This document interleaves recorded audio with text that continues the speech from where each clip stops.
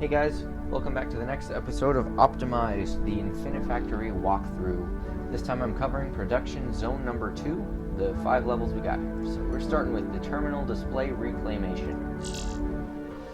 So basically we get a new block here called the Eviscerator.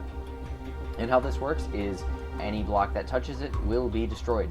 So we're taking these and we're breaking them down and getting out just the good monitors. So we get 2 from each one.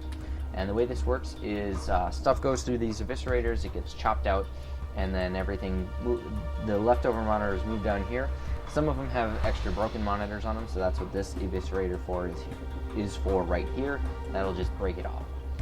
So, without further ado,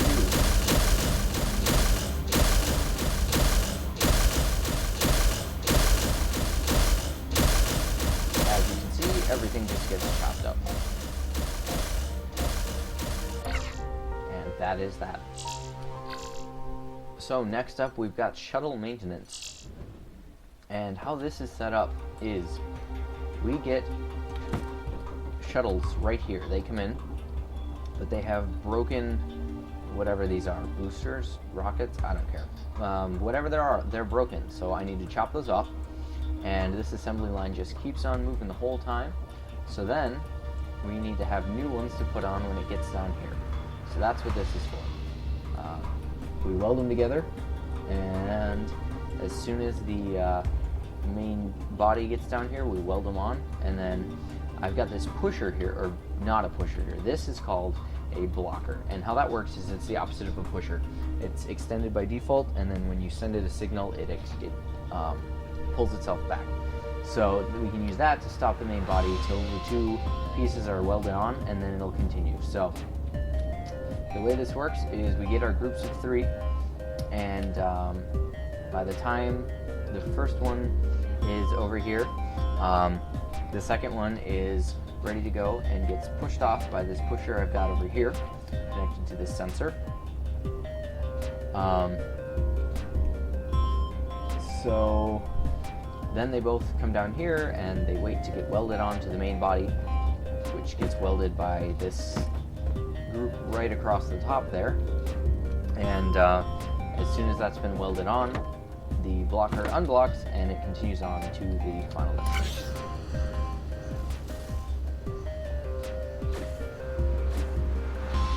And I did not realize that happens, but they'll stack up and eventually.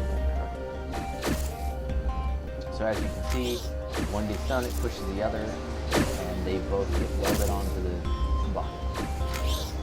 Looks like the second one to get done gets welded on first, and then as soon as the first one to get done is welded on, it triggers the sensor right here, and that allows the ship, I guess, to go through.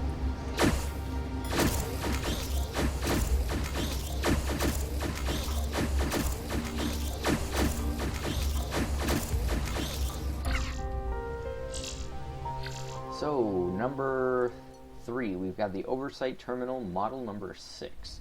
So what we're looking at is we are building these. Yep, we're building these. So, we get our bottom counter pieces. We need 3 of those. So those get welded together in groups of 3 right here. We've got our screens, which need to get welded together in groups of 3, but then they need to take 2 groups of 3 and weld them together into a group of 6. So that's what I've got right here.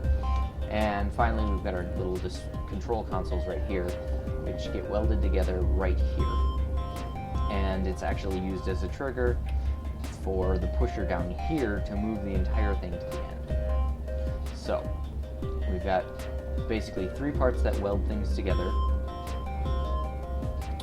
And then down here, everything falls down and gets welded into place.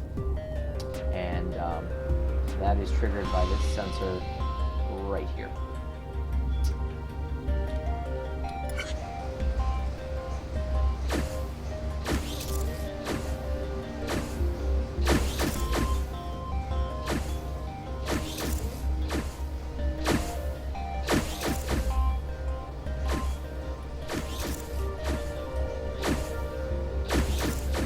So as you can see, there's nothing pushing the screens forward, except for the next row of screens that gets made, and it just happens to show up at just the right time, so that the pusher, well, so that it'll be ready to go when the pusher gets pushed. And you can see the pusher actually goes extra, but it doesn't matter because there's nothing there for it to push.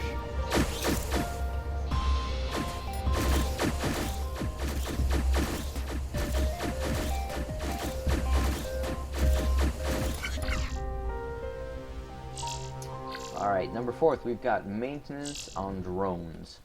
So the drones are these, and as you can see, their main core, or whatever you want to call that, is broken, and it looks like the barrel is broken. So, right here, I have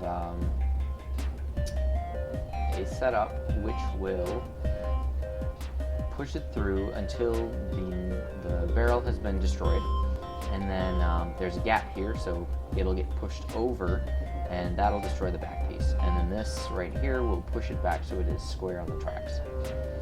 So this is our main destroyer, and then we've got to push it back.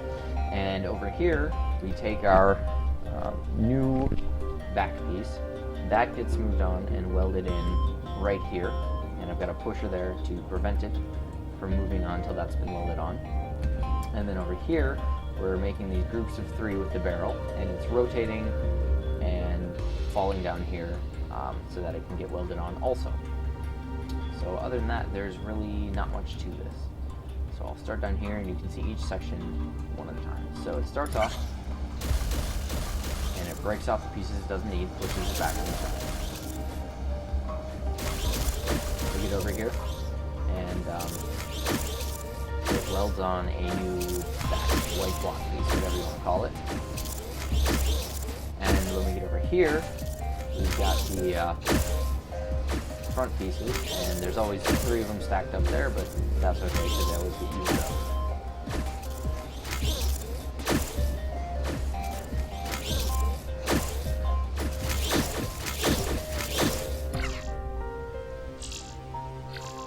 And last but not least, we are making furnished studio apartments. So we are making these out of some really big pieces. So we've got the bed is a piece right here. The TV and the wall for the TV are right over here. And the sink is right there. And then the bottom slides out here and just goes straight through. So, first thing you're going to want to do is set up the pushing the TV into this wall. So this wall is like a square, and then there's a hole for the TV in it. So that's what this welder here is for.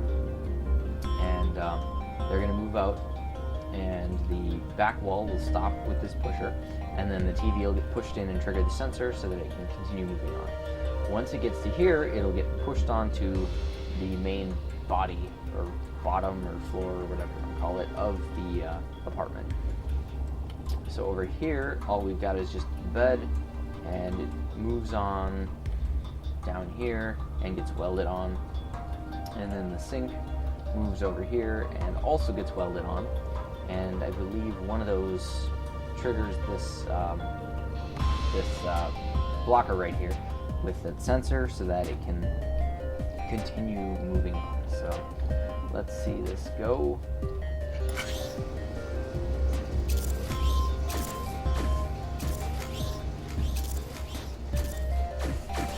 So as soon as the back TV panel's been welded on, then this pusher right there pushes the entire thing over so that it can move in.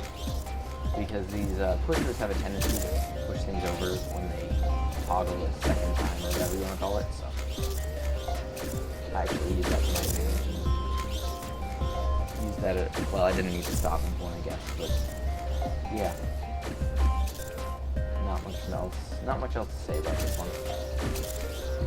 And oh yeah, I was running it on input rate +9, but you could run it on anything less than that, and it should still work. So that's it for production zone number 2. See you guys next time for Resource Site 33811.